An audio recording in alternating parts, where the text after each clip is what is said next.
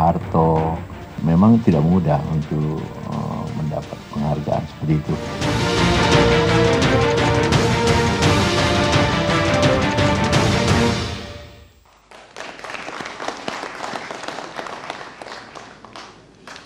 Pemirsa, kita masih bersama Indonesia Lawyers Club.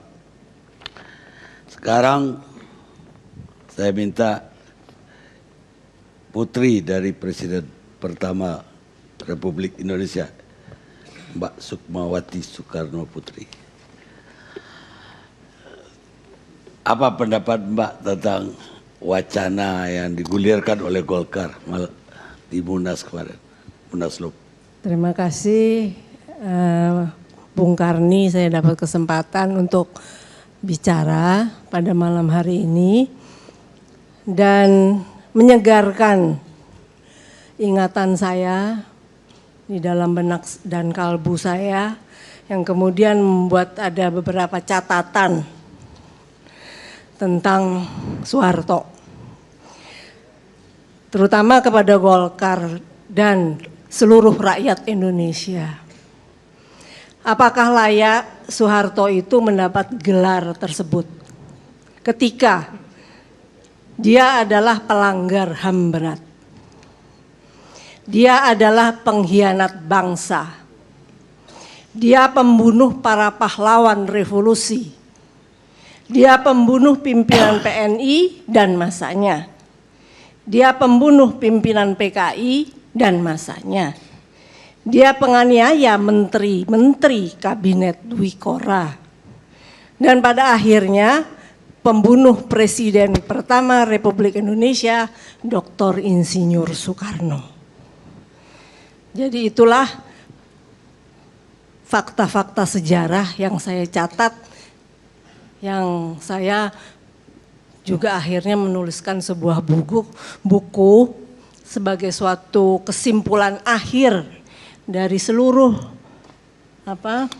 renungan panjang dari bermacam-macam referensi dari dalam dan luar negeri, dari saksi, dari pelaku, dari pengamat politik Indonesia. Dan ini buku saya mau berikan kepada Bung Karni untuk menambah wawasan. Jadi saya kira ya sudah dengan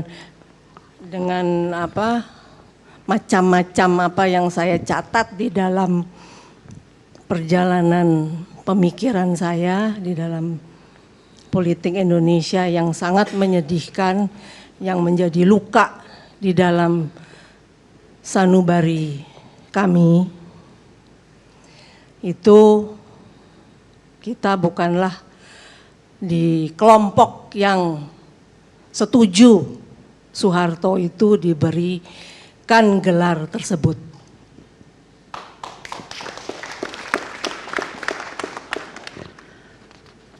Itu saja, Mbak Sukma.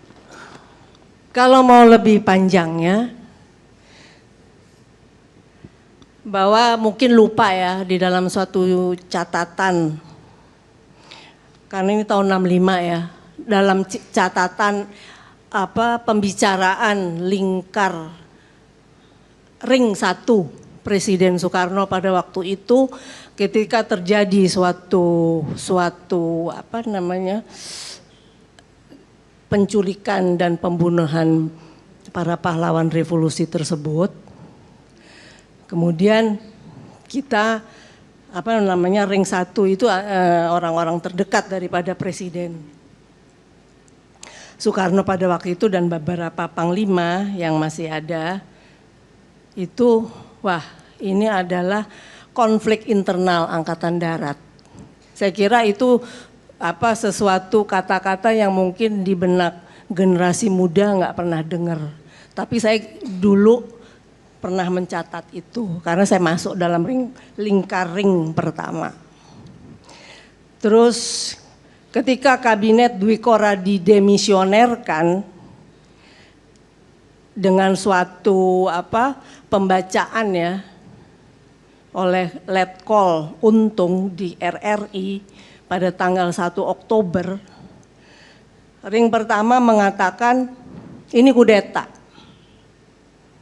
Karena tiada seorang pun berhak mendemisionerkan kabinet yang pada waktu itu didemisionerkan oleh Letkol Untung.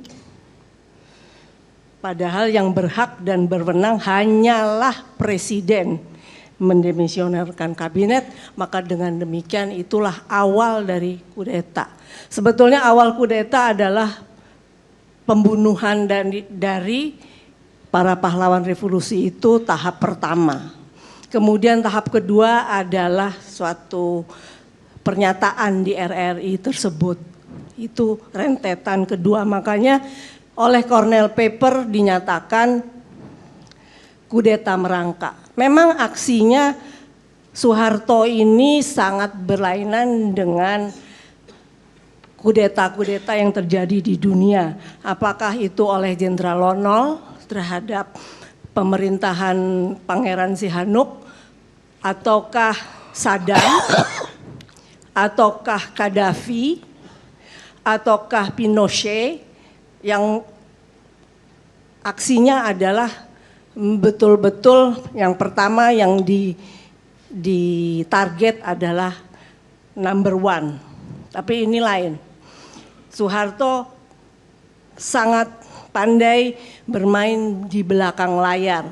Kemudian yang diutamakan pertama adalah pahlawan revolusi, para jenderal yang sedang mengabdi untuk suatu perjuangan konfrontasi pada waktu itu dengan Malaysia. Kemudian itulah yang aksinya berlanjut lagi dengan suatu pemaksaan. Ada beberapa jenderal yang mendatangi Presiden Soekarno di Bogor dengan suatu tekanan untuk menyerahkan kekuasaan kepada Soeharto. Hingga tekanan itu pun kalau mungkin masih ingat apa tidak, pada waktu itu tekanannya juga ada moncong armada ke-7 yang di Singapura sudah siap sedia. Bahwa Bung Karno ini harus memang lengser. Dan itu direstui oleh Amerika yang sangat piawai, pakar di dalam kudeta-kudeta negara-negara berkembang adalah CIA. Ini pasti banyak orang-orang CIA di Republik Indonesia sekarang ini, ya mereka pasti melihat, menguping, mengintai, silahkan saja. Saya sebagai putri dari presiden pertama, saya tidak gentar. Saya hadapi jika mereka tidak senang dengan kenyataan kesalahan apa yang mereka perbuat. Karena nyatanya memang di dalam politik pada waktu itu ada perang Vietnam, Amerika keok. Pada waktu itu ada politik bahwa Bung Karno membantu secara politik di Konferensi Asia Afrika agar RRT menjadi anggota PBB. Itu pun juga menjadi suatu realita politik sekarang dan juga pemegang veto di Dewan Keamanan PBB.